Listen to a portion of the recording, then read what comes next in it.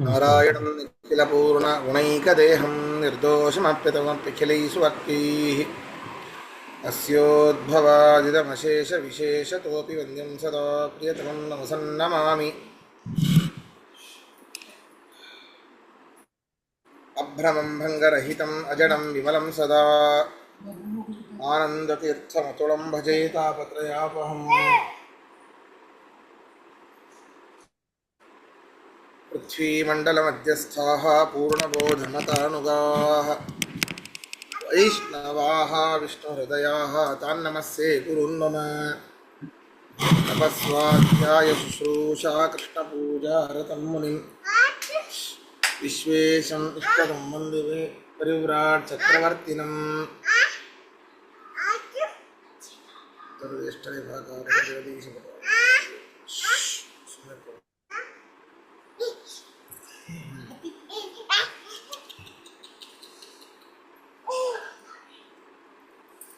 ಹರಿಕಥಾಮೃತ ಸಾರ ಗುರುಗಳ ಕರುಣದಿಂದ ಪನಿತು ಪೇಳುವೆ ಪರಮ ಭಗವತ್ ಕೇಳುವುದು. ಮಾಡಿ ಫಣಿರಾಜ್ ಅವರೇ, ಉಷಾ ಅವರೇ. ಹರಿಕಥಾಮೃತ ಸಾರ ಗುರುಗಳ ಕರುಣದಿಂದ ಪನಿತು ಪೇಳುವೆ ಪರಮ ಭಗವತ್ ಭಕ್ತರಿದನಾದರದಿ ಕೇಳುವುದು.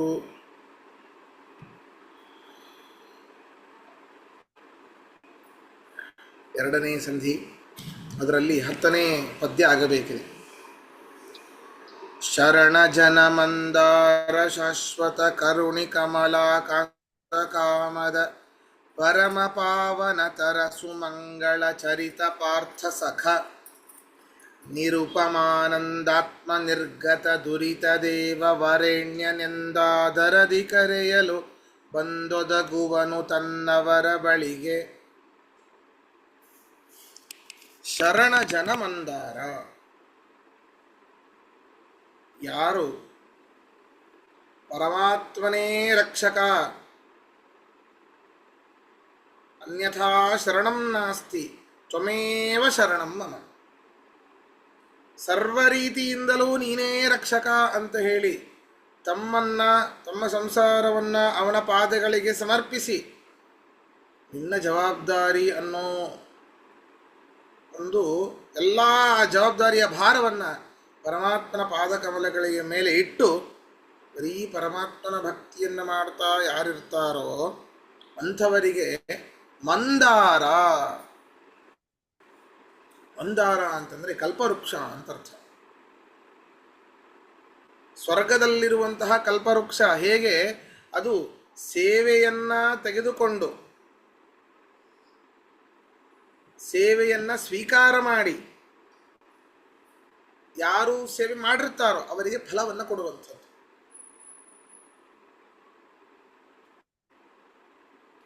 ಪರೋಕ್ಷವಾಗಿ ನಾವು ಸೇವೆಯನ್ನ ಮಾಡಬೇಕ್ರಿ. ಆ ವೃಕ್ಷಕ್ಕೆ ಹೋಗಿ ಪ್ರದಕ್ಷಿಣೆ ನಮಸ್ಕಾರಾದಿಗಳನ್ನ ಮಾಡಬೇಕು. ಆದರೆ ಆ ಕಲ್ಪವೃಕ್ಷಕ್ಕಿಂತಲೂ ಪರಮಾತ್ಮ ಇನ್ನೂ ಉತ್ತಮನಾದವನು. ಇಲ್ಲಿ ಪರೋಕ್ಷ ಅಲ್ಲ, ಅದರ ಮುಂದೆ ಪ್ರತ್ಯಕ್ಷವಾಗಿಯೇ ಸೇವೆ ಮಾಡಬೇಕು ಆ ಒಂದು ವೃಕ್ಷಕ್ಕೆ. ಪರಮಾತ್ಮನದ್ದು ಹಾಗಲ್ಲ. ಪೂಜೆಯನ್ನ ಮಾಡಿ ನೀವು ಉಳಿದ ದೈನಂದಿನ ಕೆಲಸಗಳನ್ನು ಪರಮಾತ್ಮ ನಿನ್ನ ಪೂಜೆ ಅಂತ ಅವನಿಗೆ ಸಮರ್ಪಣೆ ಮಾಡಿದರೂ ಕೂಡ ಅವನು ಶರಣ ಜನರಿಗೆ ಮಂದಾರ ಕಲ್ಪವೃಕ್ಷ ಇದ್ದ ಹಾಗೆ, ಕೇಳಿದ್ದನ್ನು ಕೊಡುವಂಥವನು. ಆದರೆ ನಾವು ಕೇಳಬಾರದು. ಹಿಂದಿನ ಶ್ಲೋಕದಲ್ಲಿ ನಾವು ನೋಡಿದ್ದೇವೆ, ಅರ್ಜುನನಿಗೆ ಏನು ಕೊಟ್ಟ, ದುರ್ಯೋಧನಿಗೆ ಏನು ಕೊಟ್ಟ ಅಂತ. ಅದು ಕಲ್ಪವೃಕ್ಷ ಕೇಳಿದ್ದನ್ನು ಮಾತ್ರ ಕೊಡುವಂಥದ್ದು, ಎಕ್ಸ್ಟ್ರಾ ಕೊಡೋದಿಲ್ಲ. ಆದರೆ ಇಲ್ಲಿ ಈ ಕಲ್ಪವೃಕ್ಷಕ್ಕೆ ಕೇಳಬೇಕಾಗಿಲ್ಲ. ಏನು ಬೇಕೋ ಅದನ್ನೂ ಕೊಟ್ಟು ಮುಂದೆ ಏನು ಬೇಕು ಅನ್ನೋದನ್ನು ಕೊಟ್ಟು ನಮ್ಮ ಕಷ್ಟಗಳನ್ನ ಪಾರು ಮಾಡುವಂತಹ ಏಕೈಕ ಕಲ್ಪವೃಕ್ಷ ಪರಮಾತ್ಮ. ಶರಣ ಜನ ಮಂದಾರ, ಶಾಶ್ವತ ಕರುಣಿ ಈ ಪರಮಾತ್ಮ. ಭಕ್ತರಲ್ಲಿ ಶಾಶ್ವತವಾಗಿ ಆಯ್ತಪ್ಪ, ಇವತ್ತು ಒಂದು ದಿನ, ಇವತ್ತಿನ ಎಲ್ಲ ಕರ್ಮವನ್ನು ನಾವು ಪರಮಾತ್ಮನಿಗೆ ಸಮರ್ಪಣೆ ಮಾಡಿದ್ವಿ. ಅಂತಂದರೆ ಇವತ್ತೊಂದೇ ದಿನ ಕಾಪಾಡ್ತಾನೆ ಪರಮಾತ್ಮ. ಇವತ್ತು ಇವತ್ತು ಒಂದಿಷ್ಟು ದಿನ ನಾವು ಸೇವೆ ಮಾಡಿದರೆ ಕಲ್ಪವೃಕ್ಷಕ್ಕೆ ಅದು ಒಂದೇ ಸರ್ತಿ ಕೊಡೋದು, ಮತ್ತಿನ್ನೊಮ್ಮೆ ಕೊಡೋದಿಲ್ಲ. ಪರಮಾತ್ಮ ಹಾಗಲ್ಲ, ಶಾಶ್ವತವಾದ ಕರುಣಿ. ಸದಾಕಾಲ ನಮ್ಮನ್ನ ಅವನ ತನ್ನ ಅಂತಃಕರಣಯುಕ್ತರನ್ನಾಗಿ ಕಾಪಾಡ್ತಾನೆ. ಅಂತಃಕರಣ ಪೂರಿತವಾದ ಕಣ್ಣುಗಳಿಂದ ನಮ್ಮ ಮೇಲೆ ಕೃಪಾದೃಷ್ಟಿಯನ್ನು ಮಾಡ್ತಾನೆ ಪರಮಾತ್ಮ. ಯಾರವನು? ಕಮಲಾಕಾಂತ, ರಮಾದೇವಿಗೆ ಪತಿ. ನಾವೆಲ್ಲ ಕೇಳಿರ್ತೇವೆ ಭಾಗವತಾದಿಗಳಲ್ಲಿ, ಗೋಪಿಕಾಸ್ತ್ರೀಯರಿಗೂ ಪತಿಯಾದ. ಸಾಧ್ಯವೇ ಇಲ್ಲ. ಸಂಪೂರ್ಣವಾದ ಪತಿತ್ವ ಇವರಲ್ಲಿ ಬರುವುದು ಕೇವಲ ರಮಾದೇವಿಯಿಂದ ಮಾತ್ರ, ಲಕ್ಷ್ಮಿಯಿಂದ ಮಾತ್ರ. ಅವರಲ್ಲಿ ಲಕ್ಷ್ಮಿಯ ಆವೇಶ ಇತ್ತು ಅಷ್ಟೇ. ಈ ರೀತಿ ಪರಮಾತ್ಮ ರಮಾಪತಿಯೇ ಹೊರತು, ಲಕ್ಷ್ಮಿಗೆ ಪತಿಯೇ ಹೊರತು ಅನ್ಯರಿಗೆ ಪತಿಯಲ್ಲ. ಕಮಲಾಕಾಂತ, ಕಾಮದ ಪರಮ ಪಾವನ ತರ. ಕಾಮದ ಕೊಡ್ತಾನೆ ಅವನು, ಕಾಮದ. ಹಾಗಾದ್ರೆ ಕಾಮವನ್ನ ಅಂದ್ರೆ ಯಾವ ಕೇಳಿದ್ರೆ ಕೊಡುವಂಥವನು ಅಂತ ಆಯ್ತಲ್ಲ. ಅಂತಂದ್ರೆ ಕೇಳಿದ್ದನ್ನ, ಏನು ಕೇಳಿದ್ದನ್ನ ಕೊಡ್ತಾನೆ. ಆತ್ಮನ ಅಪರೋಕ್ಷವನ್ನ ಯಾರು ಬಯಸ್ತಾ ಇರ್ತಾರೋ ಅಂಥವರಿಗೆ ತನ್ನ ಒಂದು ದರ್ಶನವನ್ನು ಕೊಡ್ತಾನೆ. ನಾವು ಕೇಳೋದು ಇಷ್ಟು ದೊಡ್ಡದೆಲ್ಲ ಕೇಳಿಕ್ಕೆ ಸಾಧ್ಯವೇ ಇಲ್ಲ. ಸ್ವಲ್ಪ ವಿಚಾರ ಮಾಡಿ, ಇಲ್ಲಿಯ ತನಕ ಮನಸ್ಸು ಎದೆ ಮೇಲೆ ಕೈ ಇಟ್ಟುಕೊಂಡು ಹೇಳಿ, ಪರಮಾತ್ಮ ನಿನ್ನ ದರ್ಶನ ಯಾವಾಗ ಆಗುತ್ತೋ ಅಂತ ಒಮ್ಮೆ ಆದರೂ ಮನಸ್ಸಿನಿಂದ ಕೇಳಿದ್ದೀವ? ಒಮ್ಮೆ ಆದರೂ ಕೇಳಿದ್ದೀವ? ಹೋಗಿ ಮೂರ್ತಿ ನೋಡಿ ಬಂದಿದ್ದೇವೆ, ಮನಃಪೂರ್ವಕವಾಗಿ ಎಲ್ಲ ಸಂಸಾರದ ಜಂಜಾಟಗಳನ್ನು ಮರೆತು, ಎಲ್ಲ ಹೆಂಡತಿ ಮಕ್ಕಳನ್ನು ಮರೆತು, ಎಲ್ಲವನ್ನೂ ಮರೆತು, ಎಷ್ಟೇ ಟೆನ್ಷನ್ ಇದ್ರು, ಯಾವ BP ಶುಗರ್ ಇದ್ರು, ಎಲ್ಲವನ್ನೂ ಮರೆತು, ಪರಮಾತ್ಮ ನಾನು ನಿನ್ನ ದಾಸ, ನೀನು ನನ್ನ ಈಶ, ಒಮ್ಮೆ ದರ್ಶನ ಕೊಡು ಅಂತ ಕೇಳಿದ್ದೇವ? ಈ ರೀತಿ ಕೇಳೇ ಇಲ್ಲ. ಆದ್ದರಿಂದ ಅವನು ಕೊಟ್ಟಿಲ್ಲ ಅಷ್ಟೇ.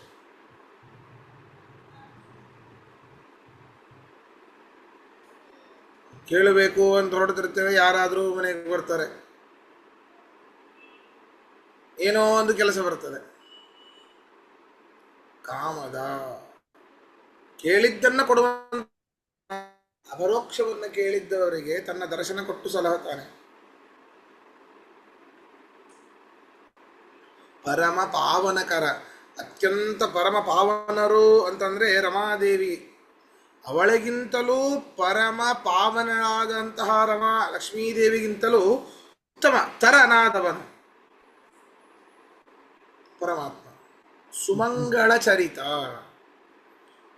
ಅವನಿಗೆ ಅವನ ಒಂದು ಚರಿತ್ರೆಯನ್ನು ನಿರ್ಮಿಸಲಿಕ್ಕೆ ಇನ್ನೊಬ್ಬರ ಅವಶ್ಯಕತೆ ಬೇಕಾಗಿಲ್ಲ. ಅವನ ಅವತಾರದ ಕ್ರಿಯೆಯನ್ನು ಚಿಂತನೆ ಮಾಡಿದರೆ ಸಾಕು, ನಮಗೆ ಅತ್ಯಂತ ಮಂಗಳ ಉಂಟಾಗತ್ತೆ. ಸುಮಂಗಳ ಚರಿತ. ಯಾರವನು? ಪಾರ್ಥ ಸಖ, ಅರ್ಜುನನಿಗೆ ಸ್ನೇಹಿತ, ಪಾಂಡವರ ಪಕ್ಷಪಾತಿ. ನಿರುಪಮಾನಂದಾತ್ಮ. ಇವನಲ್ಲಿ ಇರುವಂತಹ ಆನಂದಕ್ಕೆ ಇನ್ನೊಂದು ಉದಾಹರಣೆ ಇಲ್ಲ. ಯಾಕೆ?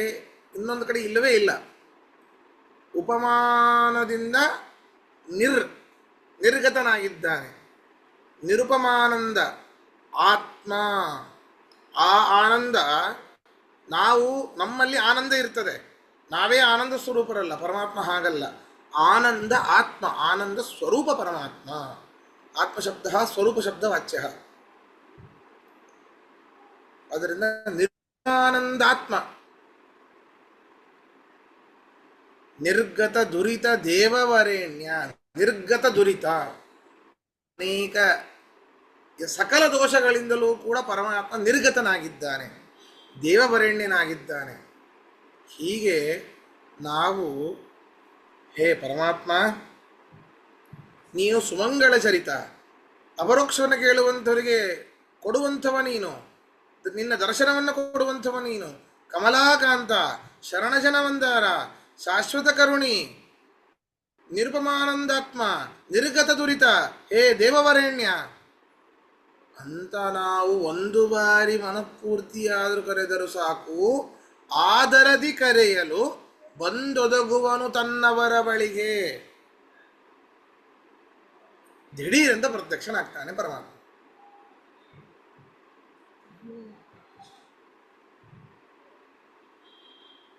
ಕಲಿಯುಗದಲ್ಲಿ ಆಗೋದು ಕಷ್ಟ, ಕಲಿಯುಗದಲ್ಲಿ ಆ ರೀತಿ ಕರೆಯೋದು ಕಷ್ಟ, ಆದ್ರಿಂದ ಆಗೋದಿಲ್ಲ ಅಷ್ಟೇ.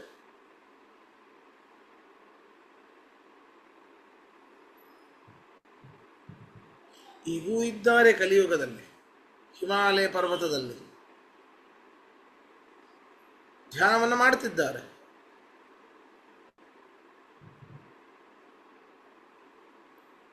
ಇದು ಈ ಒಂದು ಪದ್ಯದ ತಾತ್ಪರ್ಯ. ಪ್ರಶ್ನೆ ಇದ್ದ ಕೇಳಿ. ಆಚಾರ್ಯ, ಒಂದು ಇದು ಅರ್ಥ ಹೇಳಿದ್ದು ನಿರ್ಗತ ದುರಿತ ಅಂದ್ರೆ ಹೋಗಲ್ಪಟ್ಟ ದೋಷಗಳುಳ್ಳವ ಅಂತಿದೆ. ಅದು ಹೋಗಲ್ಪಟ್ಟ ಅಂತಂದ್ರೆ ಇದ್ದಿತ್ತು ಅದು ಹೋಗಿದ್ದು ಅಂತ ಅರ್ಥನ? ಅದು ಹೇಗೆ? ಅದು ಇಲ್ವೇ ಇಲ್ಲ ಅಂತ ಅರ್ಥ. ಅಂದ್ರೆ ಅಥವಾ ಹೀಗೆ ಹೇಳಬಹುದು, ಯಾರ್ಯಾರು ಕುಹಕಚನ ಅವನಲ್ಲಿ ಇಂತಹ ದೋಷಗಳಿದೆ, ಅವನು ಅನೇಕ ಸ್ತ್ರೀಲೋಲ, ಸ್ತ್ರೀಕಾಮಿ ಅಂತ ಈ ರೀತಿ ಎಲ್ಲ ದೋಷಗಳು ಅವನ ಮೇಲೆ ಏನು ಹಾಕಿದ್ರೋ, ಬೆಣ್ಣೆ ಕಳ್ಳ, ದೊಡ್ಡ ಅಂತೇನು ಹಾಕಿದ್ರೋ, ಸರಿಯಾಗಿ ಅವನನ್ನು ತಿಳ್ಕೊಂಡಾಗ ಹೋಗಲ್ಪಟ್ಟ ದೋಷ ಉಳ್ಳವ. ಸರಿ, ಅರ್ಥ ಆಯ್ತು.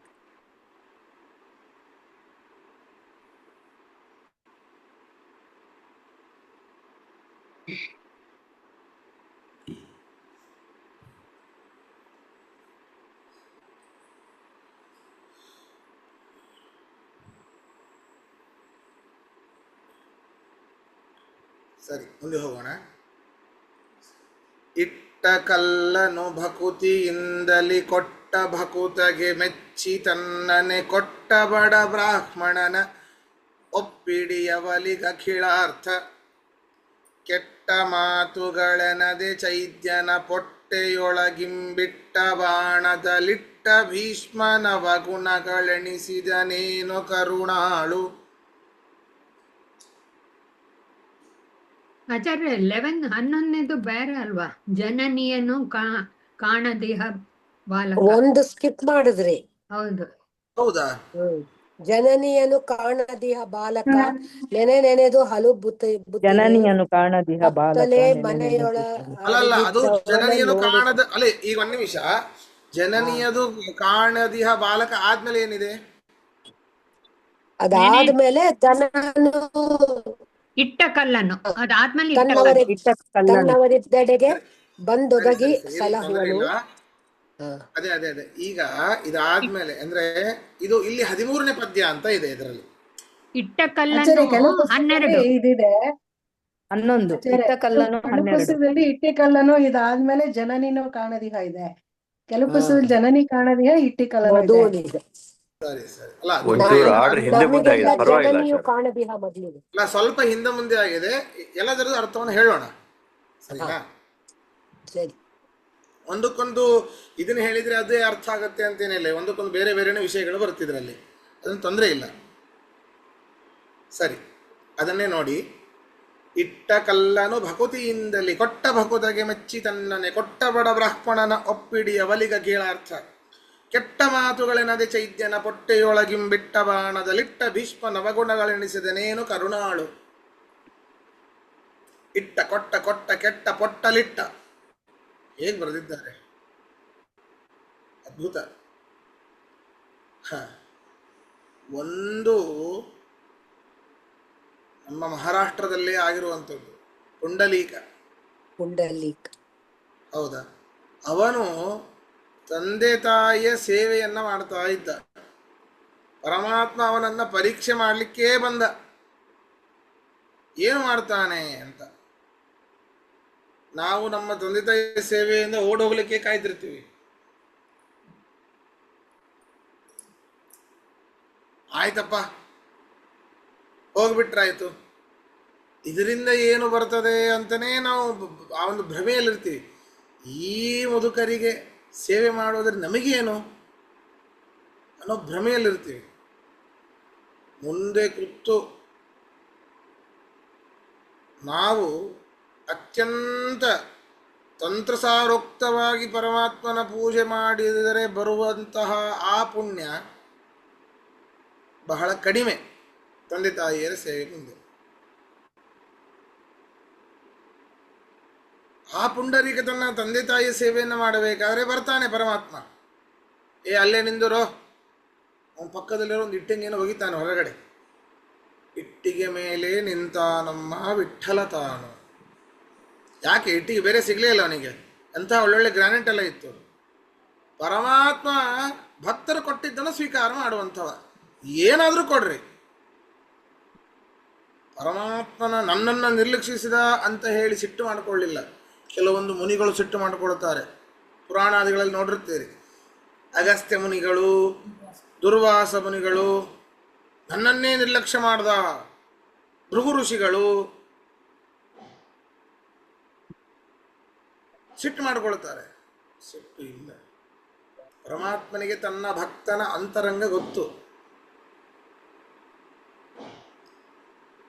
ಇಟ್ಟ ಕಲ್ಲನು ಭಕುತಿಯಿಂದಲೇ, ಭಕ್ತಿ ಅವ್ನು ನೋಡ್ರಿ ಕೊಟ್ಟಿರೋದು ಭಕ್ತಿಯಿಂದಲೇನೆ. ಸ್ವಲ್ಪ ಹೊತ್ತು ನಿಂದಿರಪ್ಪ, ಬರ್ತೀನಿ, ಸ್ವಲ್ಪ ಬ್ಯುಸಿ ನಾನು ತಂದೆ ತಾಯಿಯ ಸೇವೆಯಲ್ಲಿ. ಆದ್ದರಿಂದ ಭಕ್ತಿಯಿಂದಲೇ ಇಟ್ಟಂತಹ ಆ ಒಂದು ಇಟ್ಟಿಗೆಯ ಮೇಲೆ ತನ್ನನ್ನೇ, ಆ ಭಕುತನಿಗೆ ಮೆಚ್ಚಿ ತನ್ನನ್ನೇ ಕೊಟ್ಟ. ಅಲ್ಲೇ ಸ್ಥಾಪಿತನಾದ ಪರಮಾತ್ಮ. ಕೊಟ್ಟ ಬಡ ಬ್ರಾಹ್ಮಣನ ಒಪ್ಪಿಡಿ ಅವಲಿಗಖಿಲಾರ್ಥ. ಬಡಬ್ರಾಹ್ಮಣ ಸುಧಾಮ, ಆ ಬ್ರಹ್ಮಜ್ಞಾನಿಯವನು ಮಹಾಬುದ್ಧಿವಂತ, ಕೃಷ್ಣನ ಆಪ್ತ ಸಖ. ಆದರೆ ಅವನು ಹೆಂಡತಿ ಮತ್ತೊಬ್ಬರ ಮನೆಗೆ ಹೋಗಿ ಬೇಡಿ ತಂದಂತಹ ಆ ಅವಲಕ್ಕಿಯನ್ನ ಕೊಡದೇ ಹಿಂದೆ ಇಟ್ಟುಕೊಂಡಾಗ ಅದನ್ನು ಬಲವಂತವಾಗಿ ಜಗ್ಗಿ ಕೆಳಗಡೆ ಬೀಳಿಸಿ, ಕೆಳಗಡೆ ಬಿದ್ದಿರುವಂತಹ ಅವಲಕ್ಕಿಯನ್ನ ಒಣ, ಯಾವ ಒಗ್ಗರಣೆ ಇಲ್ಲ, ಶೇಂಗಾ ಇಲ್ಲ, ಏನೂ ಇಲ್ಲ ರೀ, ಉಪ್ಪಿಲ್ಲ, ಖಾರಿಲ್ಲ, ಕರಿಬೇವಿಲ್ಲ, ಏನೂ ಇಲ್ಲ, ಬರೀ ಒಣ ಅವಲಕ್ಕಿ, ಅದನ್ನ ಬಾಯಾಗ ಹಾಕೊಂಡು ಆಹಾ ಷಡ್ರಸದಿಂದ ತುಂಬಿದೆಯ ಅಂತ ಹೇಳಿದ. ಅಷ್ಟ ಮಹಿಷಿಯರಿಗೆ ದಿಗ್ಭ್ರಮೆ. ಪ್ರತಿನಿತ್ಯ ಇಷ್ಟು ಮಾಡ್ತೇವೆ ನಾವು, ಆ ಪಂಚಭಕ್ಷ ಪರಮಾನ್ನವನ್ನು ಮಾಡಿ ಹಾಕಿದ್ರು ಒಮ್ಮೆಯೂ ಕೂಡ ರುಚಿ ಅಂತ ಹೇಳಿಲ್ಲ ನಮ್ಮ ಮನೆಯವರು. ಈ ಬ್ರಾಹ್ಮಣ ಏನೋ ಇವನು ಇಂತಹ ಪುಣ್ಯಾತ್ಮ. ಅದರ ಹಿಂದೆ ಇರುವಂತಹ ಭಕ್ತಿ, ಎಲ್ಲ ರಸವನ್ನ ಸೇರಿಸುವಂಥದ್ದು ಅದು ಆ ಭಕ್ತಿ. ಆ ಅವಲಕ್ಕಿಯನ್ನ ಸ್ವೀಕಾರ ಮಾಡಿ ಅವನಿಗೆ ಸಮಸ್ತವಾದ ಐಹಿಕವಾದ ಮತ್ತೆ ಪಾರತ್ರಿಕವಾದ ಈ ಲೋಕದಲ್ಲಿ ಪ್ರಯೋಜನಗಳು ಏನೇನು ಬೇಕೋ ಅದೆಲ್ಲ ಫೆಸಿಲಿಟೀಸನ್ನು ಮಾಡಿಕೊಟ್ಟ. ಮುಂದೆ ಅವನು ಈ ಲೋಕವನ್ನು ತ್ಯಜಿಸಿದ ನಂತರ ಇನ್ಯಾವ ಲೋಕಕ್ಕೆ ಹೋಗಬೇಕೋ ಅದಕ್ಕೆ ಬೇಕಾದ ಜ್ಞಾನವನ್ನು ವಿಶೇಷವಾಗಿ ಕೊಟ್ಟು ಉದ್ಧಾರ ಮಾಡಿದ ಪರಮಾತ್ಮ. ಕೊಟ್ಟ ಬಡ ಬ್ರಾಹ್ಮಣನ ಉಪ್ಪಿಡಿಯವಲಿಗಖಿಲಾರ್ಥ. ಅವರ ಹೆಂಡತಿಯಂದಿರು ಸೌಟುಗಟ್ಟಲೆ ಬೇಕಾದಷ್ಟು ಬಡಿಸ್ತಾ ಇದ್ರು. ತಂದಿರೋದೇ ಒಂದು ಮುಷ್ಟಿ ಅವಲಕ್ಕಿ, ಅದರಲ್ಲೂ ಕೆಳಗೆ ಬಿದ್ದಿದೆ, ಅಷ್ಟು ಅದರಲ್ಲಿ ಒಂದು ತುತ್ತು ತಿಂದಿದ್ದಾನೆ ಪರಮಾತ್ಮ. ಈ ರೀತಿ ಅವನಿಗೆ ಸಕಲವನ್ನೂ ಕೊಟ್ಟು ಉದ್ಧಾರ ಮಾಡಿದ.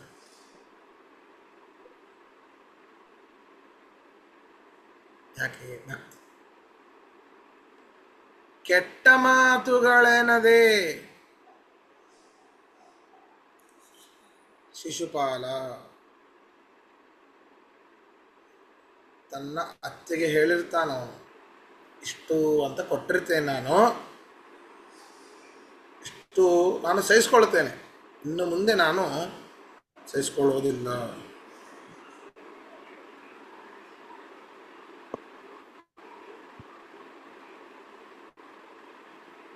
ಅಗ್ರಪೂಜೆಯಲ್ಲಿ ಅವನ ರಾಜಸೂಯ ಯಾಗದ ಅಗ್ರಪೂಜೆ ಯಾರಿಗಾಗಬೇಕು? ಕೃಷ್ಣನಿಗಾಗಬೇಕು. ಹೀಗೆ ಬಂದ ಹಾಗೆ ಬೈತಾನೆ. ಥೂ, ಇವನು ಕ್ಷತ್ರಿಯನ? ಬೆಳೆದಿರೋದು ಗೊಲ್ಲರಲ್ಲಿ, ಹೀಗೆ ಇದೆ, ಹೀಗೆ ಇರೋದು. ಹಂತ, ಥೂ, ಅಯ್ಯೋ ಅಂತಾನೆ ಅರ್ಥ ಅದಕ್ಕೆ. ಕ್ಷತ್ರಿಯನೂ ಅಲ್ಲ, ಗೊಲ್ಲರೆ ಬೆಳೆದಿದ್ದಾನೆ, ಕಳ್ಳತನ ಮಾಡ್ತಾನೆ, ಅನೇಕ ಸ್ತ್ರೀ ಕಾಮುಕ, ಇವನಿಗೆ ಅಗ್ರಪೂಜೆ ಅಂತೆ.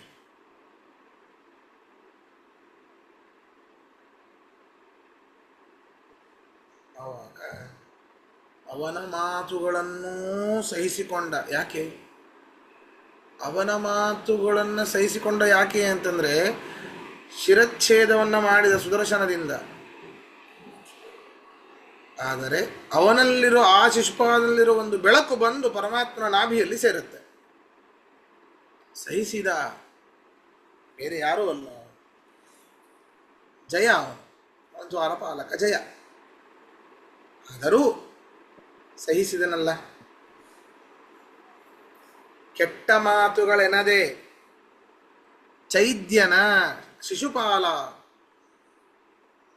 ಆ ಚಕ್ರದಿಂದ ಸಂಹರಿಸಿ ಅವನ ಒಂದು ತೇಜಸ್ಸನ್ನ, ಚೈದ್ಯ ಅಂದರೆ ತೇಜಸ್ಸು ಅಂತ ಅರ್ಥ, ಹೊಟ್ಟೆಯೊಳು ಇಂಬಿಟ್ಟ, ತನ್ನ ಉದರದಲ್ಲಿ ಸರಿಯಾಗಿ ಇಟ್ಟ. ಅಷ್ಟೇ ಅಲ್ಲ, ಆಣದಲ್ಲಿಟ್ಟ.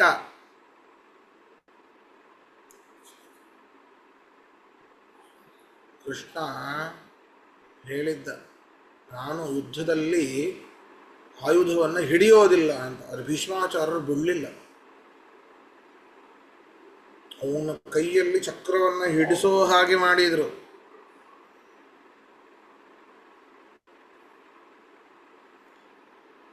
ಆದರೂ ಅವರ ಒಂದು ದೋಷಗಳನ್ನು ಎಣಿಸಲಿಲ್ಲ.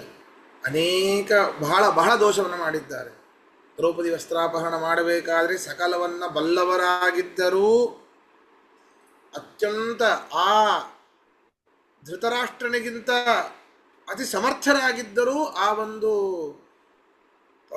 ಸ್ಥಿತಿಯನ್ನು ತಡಿಲಿಲ್ಲ. ಧೃತರಾಷ್ಟ್ರ ನಿಜವಾದ ರಾಜ ಅಲ್ಲ, ಕಾರ್ಯಕಾರಿ ರಾಜ. ಯಾರಿಲ್ಲ ಅಂಥೇಳಿ ಅವನು ಕುಳಿತಿದ್ದು ಅಷ್ಟೇ. ಪಾಂಡು ಇಲ್ಲ ಅಂಥೇಳಿ ಅವನು ಕುಳಿತಿದ್ದು. ಅವನು ಕೂಡ ಏನು ಪಟ್ಟಾಭಿಷೇಕನ ಆಗಿರಲಿಲ್ಲ ಅವನಿಗೆ, ಧೃತರಾಷ್ಟ್ರನಿಗೆ. ಸುಮ್ಮನೆ ಕೆಲಸ ಆಗಬೇಕು, ಒಂದು ರಾಜ್ಯಕ್ಕೆ ರಾಜ ಇರಬೇಕು, ರಾಜ ಇಲ್ಲದೆ ಹೋದರೆ ರಾಜ್ಯ ಸರಿಯಾಗಿ ಆಗೋದಿಲ್ಲ ಅಂತ ಹೇಳಿ ಸುಮ್ಮನೆ ಆಟದ ಬೊಂಬೆ ಥರ ಕೂಡಿಸಿದ್ರು. ಎಲ್ಲ ಭೀಷ್ಮಾಚಾರ್ಯ ನೋಡ್ಕೊಳ್ತಿದ್ರು. ಅಷ್ಟು ಸಾಮರ್ಥ್ಯ ಇರುವಂತಹ ಭೀಷ್ಮಾಚಾರ್ಯರು ಈ ರೀತಿ ದ್ರೌಪದಿ ವಸ್ತ್ರಾಪಹರಣ ಮಾಡಬೇಕಾದ್ರೆ ತಡಿಲಿಲ್ಲ.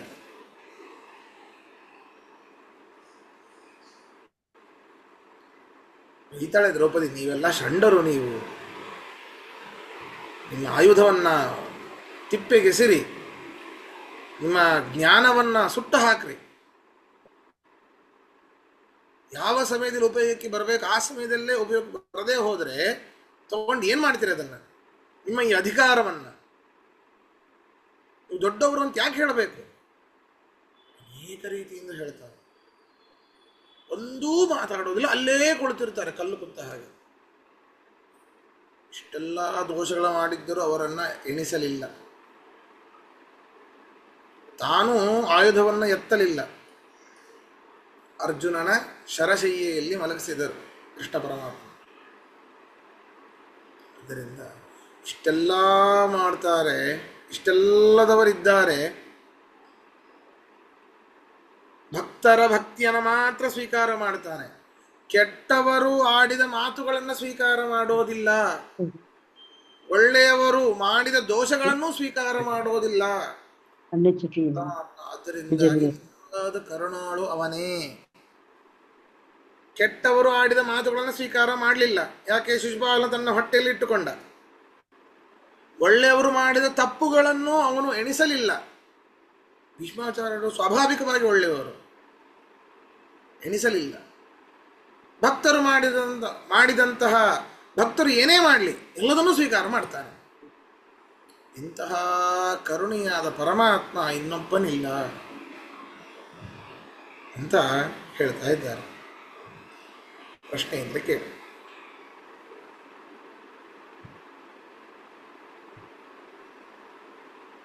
ಸರಿ, ಒಂದು ಸಣ್ಣ ಪ್ರಶ್ನೆ. ಹಾ ಇಲ್ಲಿ ಚೈದ್ಯ ಅಂತ ಬರೋದು ಶಿಶುಪಾಲನಿಗೆ ಚೇದಿ ರಾಜ ಅಂತನ ಅಥವಾ ಹೌದು ಅವನು ಚೇದಿ ರಾಜ ಆಗಿದ್ದ ಅಲ್ವಾ? ಹ್ಮ್. ಆ? ಹೌದು ಛೇದಿ ಅವನು ರಾಜನೇ. ಚೇದಿ ರಾಜ್ಯದ ಚೇದಿ ರಾಜ ದೇಶದ ರಾಜ. ಹಾ, ಛೇದಿ ದೇಶದ. ಹಾಗೆ ಅರ್ಥ ಮಾಡ್ಕೋಬೇಕಾ ಚೈದ್ಯನ? ಹೌದು ಹೌದು. ಓ, ಸರಿ ಆಯ್ತು. ಆಚಾರ್ಯ ಇನ್ನೊಂದು ಈ ಹಿಂದಿನ ಹಾ ಪದ್ಯದ ಹೇಳಿದ್ರಿ ನಿರ್ಗತಾಶುರ ಗೋ ಅವನ ಸ್ತ್ರೀ ಲೋಲ ಬೆಣ್ಣೆ ಕದ್ದ ಹಾ ಗೊಲ್ಲ ಅಂದೆಲ್ಲ. ಇಲ್ಲಿ ಶಿಶುಪಾಲನೆ ಫಸ್ಟ್ ಬೈದಿರ್ಬೇಕು ಅವನ್ನ, ಆಮೇಲೆ ನಾವೇ ಶಿಶುಪಾಲನೆ ಫಸ್ಟ್ ಅಂದಿರ್ಬೇಕಲ್ಲ ಕೃಷ್ಣನ ಇದು ಅಲ್ವಾ? ಹಿಂಗೆ ದುರ್ಯೋಧನಾದಿಗಳು ಅಂದಿದ್ರು, ಆದ್ರೆ ಅವರಿಗೆ ಆಗಾಗ ದುರ್ಯೋಧನಾದಿಗಳು ಅಂತ ಇದ್ರು, ಅವನ ಮುಂದೆ ಅನ್ನುವಷ್ಟು ಸಾಮರ್ಥ್ಯ ಅವರಿಗೆ ಇರಲಿಲ್ಲ. ಸರಿನಾ? ಬಹಳ ಬಹಳ ಪರಾಕ್ರಮಿ ಕೃಷ್ಣ, ಅವನ ಶಕ್ತಿಗಿಂತಲೂ ಯುಕ್ತಿ ಬಹಳ ದೊಡ್ಡದು ಅಂತ ಕೃಷ್ಣನಿಗೆ ದೊಡ್ಡ ತಲೆ ಇದೆ ಅಂತ ಗೊತ್ತಿತ್ತು. ಕೃಷ್ಣನ ಮುಂದೆ ಯಾರೇನೂ ಮಾತಾಡ್ತಾ ಇರಲಿಲ್ಲ, ಎಲ್ಲರೂ ವಿನಮ್ರರಾಗಿ ಇರ್ತಾರೆ. ಶಿಶುಪಾಲ ಮಾತ್ರ ಅವನ ಎದುರೆದುರು ಮಾತಾಡ್ತಾ ಇದ್ದ. ಶಿಶುಪಾಲ ದೊಡ್ಡವ ಕೃಷ್ಣನಿಗಿಂತ. ಸೋದರತ್ತೆ ಮಗನು ಅಲ್ವಾ? ಹೌದು ಹೌದು ಹೌದು ಸೌದತ್ತೆ ಮಗ ಆಗಿರ್ತಾನೆ. ಹೌದು. ಬರೀ ಅಲ್ಲ, 3 ನಾನು ವರ್ಷ ಮಾತ್ರ ಅವನಿಗೆ ಕೊಟ್ಟಿರ್ತಾನೆ, ಅಷ್ಟೇ ಅವನಿಗೆ ಸಮಯ. ಅದಕ್ಕಿಂತ ಒಂದು ಮಾತಾಡಿದ್ರೂ ಕೂಡ ಶಿರಚ್ಛೇದ ಅದು ಆಗಿತ್ತು. ನೂರು ಸಲಿ ಬೈಬೋದು, ನೂರು 101ನೇ ಸರಿ ಕೊಲ್ತೀನಿ ಅಂತ ಹೇಳಿರ್ತಾನಲ್ಲ. ಹೌದು ಹೌದು ಹೌದು, ಸಲಿಗೆಯಿಂದ ಅವನು ಬೈತಾ ಇರ್ತಾನೆ. ಅಲ್ಲ, ಇಲ್ಲಿ ಜಯ ದ್ವಾರಪಾಲಕರ ವಿಷಯ ಏನ್ ಹೇಳಿದ್ರಿ? ಗೊತ್ತಾಗ್ಲಿಲ್ಲ ಏನು. ಶಿಶುಪಾಲ ಬೇರೆ ಯಾರೂ ಅಲ್ಲ, ಅವನು ಜಯ ಜಯ ಎನ್ನುವಂತಹ ದ್ವಾರಪಾಲಕ. ಈಗ ಹೇಗೆ ಅವನೇ ಶಿಶುಪಾಲ ಅಂತ ಹೇಳಿ. ಅವನೇ ಶಿಶುಪಾಲ. ಈಗ ಹೇಗೆ ಕುಂಭಕರ್ಣ ರಾವಣ, ಹಿರಣ್ಯಕಶಿಪು ಹಿರಣ್ಯಾಕ್ಷ ಅವೆಲ್ಲ ಜೈವಿಜರ ಅವತಾರ. ಕೃಷ್ಣಾವತಾರದಲ್ಲಿ ಇದು ಶಿಶುಪಾಲ ದಂತವಕ್ರ. ದಂತವಕ್ರ ನಿಜವಾದ ಅವನ ತಮ್ಮ ಅಲ್ಲ, ಇಲ್ಲಿ ಅವನ ತಂಗಿಯ ಮಗ ಅವನು ದಂತವಕ್ರ.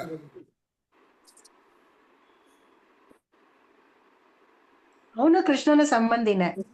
ಹೌದು ಹೌದು ಹೌದು ಹೌದು ಹೌದು, ಆದ್ರೂ ಕಂಸ ಮತ್ತೆ ಶಿಶುಪಾಲ ಅಲ್ವಾ ಜಯ ವಿಜಯರು? ಕಂಸ ಅಲ್ಲ, ದಂತವಕ್ರ. ದಂತವಕ್ರ. ದಂತವಕ್ರ. ದಂತವಕ್ರ.